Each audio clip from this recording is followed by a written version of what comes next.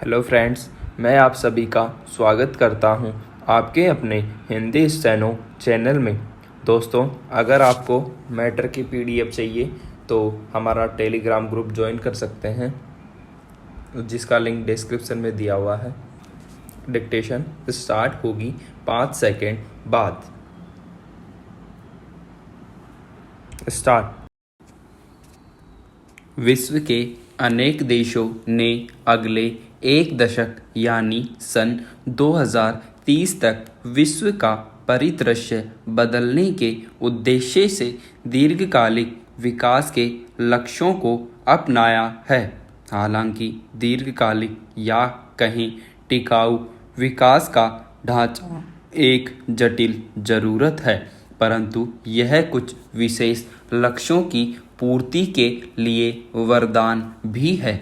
विकास के इस स्वरूप को सैद्धांतिक रूप में तो अपना लिया गया है, लेकिन व्यावहारिक रूप को अपनाने में हम आज भी लक्ष्य से कोसों दूर हैं।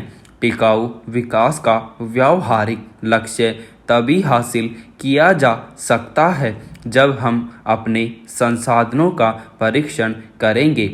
उदारीकरण के युग में विकास एक बदलाव है। समाजों का बदलाव, संस्कृति का बदलाव, अर्थव्यवस्थाओं का बदलाव और मानव विकास का बदलाव। इसलिए विकास पोषणीय होना चाहिए, यानी हम विकास करते समय पर्यावरण का ध्यान रखें और संसाधनों को आगामी पीढ़ियों के लिए छोड़ दें। आज जब समूचा विश्व कोरोना महामारी से प्रभावित है, तब दीर्घकालिक विकास के लक्ष्यों की चर्चा चारों ओर हो रही है। 1908 में गांधी जी ने हमें इसी का मार्ग दिखाया था। अपने हिंद स्वराज में उन्होंने भौतिक वस्तुओं और सेवाओं के लिए हमारी खोज को देखते हुए मानव के भविष्य के लिए उत्पन्न खतरों को भी रेखांकित किया था। उन्होंने कहा था कि प्रत्येक प्रकृति हमें अपनी आवश्यकता की पूर्ति के लिए पर्याप्त संसाधन उपलब्ध कराती हैं, लेकिन लालच को पूरा करने के लिए नहीं। लेकिन आज हम देख रहे हैं कि मनुष्य का लालच विकास के सभी पहलुओं को विकृत करता जा रहा है और जीवन शैली से स्थायित्व की अवधारणा पृथक होती जा रही है। धारणीय जीवन शैली का अर्थ जीवन से उपभोक्तावाद को कम करना और सुख की जगह आनंद को तरजीह देना है, क्योंकि मनुष्य स्वभाव से सुखवादी और उपयोगितावादी होता है और ये दोनों ही प्रवृत्तियां दीर्घकालिक विकास के राह में बाधक है। आज मनुष्य के जीवन में उपभोक्तावाद का जहर इतना ज़्यादा घुल चुका है कि वह प्रकृति के संसाधनों का अधिकतम दोहन कर लेना चाहता है, भले मानव जाति को इसके परिणाम कुछ भी क्यों न भुगतने पड़े।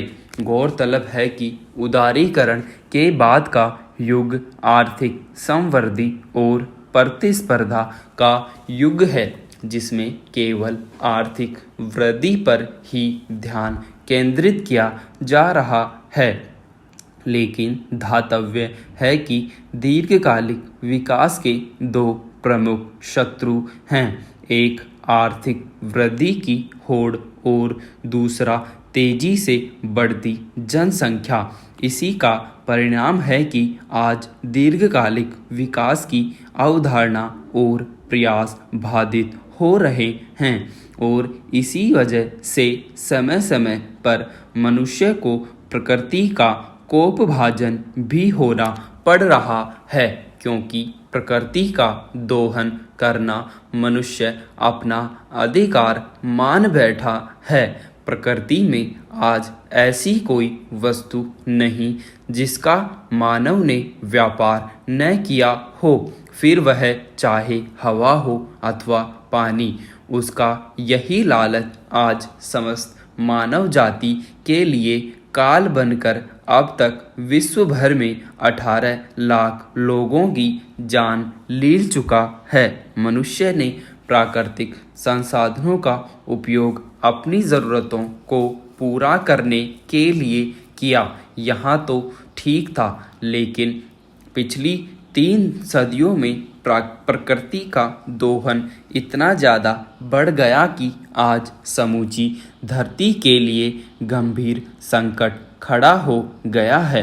मनुष्य ने बस्तियां बसाने के लिए धरती से जंगलों का सफाया कर दिया, खेती तथा जमीन के लिए जंगलों में आग लगाई, पर प्राकृतिक संसाधनों का स्वामी बनने के लिए धरती को खोद डाला। जनसंख्या वृद्धि ने प्रदूषण फैलाया, पवन ऊर्जा के लिए पवन की गति को बाधित किया और अपनी आवश्यकता के लिए उद्योग धंधे लगाकर प्रदूषण की समस्या खड़ी कर दी। आज दुनिया भर में नदियों का अस्तित्व गंभीर संकट में है। एक वक्त में जल का सबसे बड़ा स्रोत रही नदियां आज विलुप्त होने के कगार पर हैं। बड़ी संख्या में नदियां प्रदूषण का संकट झेल रही हैं। प्रकृति के दोहन से मनुष्यों को यह भरोसा हो गया था कि उसने प्रकृति को पूरी तरह पराजित कर दिया है। इन सभी प्रकृति विरोधी कार्यों से हम आर्थिक समृद्धि तो दे सकते हैं, लेकिन टिकाऊ विकास नहीं। आज का दौर विशुद्ध उपभोक्तावाद का है, जिसकी वजह से मनुष्य अपना स्वत्व खोता चला जा रहा है और अर्थ केंद्रित हो गया है।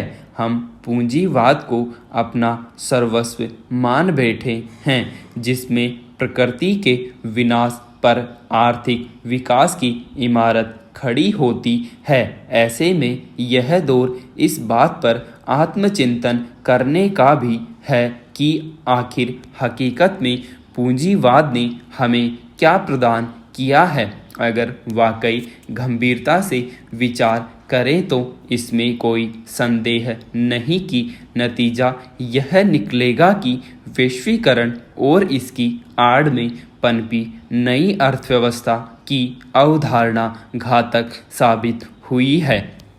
वैश्वीकरण ने ओजोन परत क्षरण, भूमंडलीय ताप में वृद्धि, विलुप्त होते प्राकृतिक संसाधन, वातावरण प्रदूषण और छद्म आर्थिक वृद्धि व प्रतिस्पर्धा और मानव विनाशक विषाणुओं के अलावा और कुछ नहीं दिया है। लेकिन यह कहना गलत नहीं होगा कि कोरोना जैसी विनाशक महामारियों और आपदाओं ने मानव को चेतावनियां भी दी हैं, लेकिन लगता है हमने भी तब तक भी अपनी आँख नहीं खोली है। कोरोना महामारी से दुनिया में लाखों लोग मारे जा चुके हैं, करोड़ों इसकी चपेट में हैं। लेकिन ऐसी आपदाएं दुनिया का स्वरूप भी बदल रही हैं। आज कुछ ही समय में भारत सहित कई देश डिजिटल युग में प्रवेश कर चुके हैं।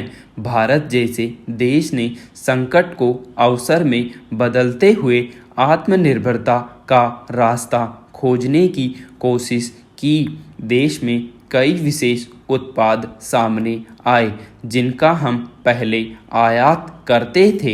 यह कहना अतिशयोक्ति नहीं होगा कि मंद पड़ी अर्थव्यवस्था के लिए कोरोना महामारी से ही आत्मनिर्भरता का रास्ता अपनाने और जीवन शैली में बदलाव लाने की भी भरपूर सीख मिली है, लेकिन कहीं हम इस सबक को आने वाले समय में भुला न बैठें। यह भी सत्य है कि अगर मनुष्य इस महामारी से हासिल सबक को अपना लेता है तो समूचा जीवन एक आदर्शतम रूप में होगा और विकास भी आर्थिक समृद्धि मात्र न होकर सतत और दीर्घकालिक होगा। ऐसा कर हम पुनः अपने आदर्श जीवन की ओर लौट सकते हैं। इसमें कोई आश्चर्य नहीं होना चाहिए कि एक महामारी भी हमें दीर्घकालिक विकास के प्रति सचेत कर सकती है और उसका रास्ता दिखा सकती है। इसलिए अब हमें विकास के उन तरीकों को त्यागने में देर नहीं करनी चाहिए जो जीवन के लिए संकट का कारण बन रहे हैं।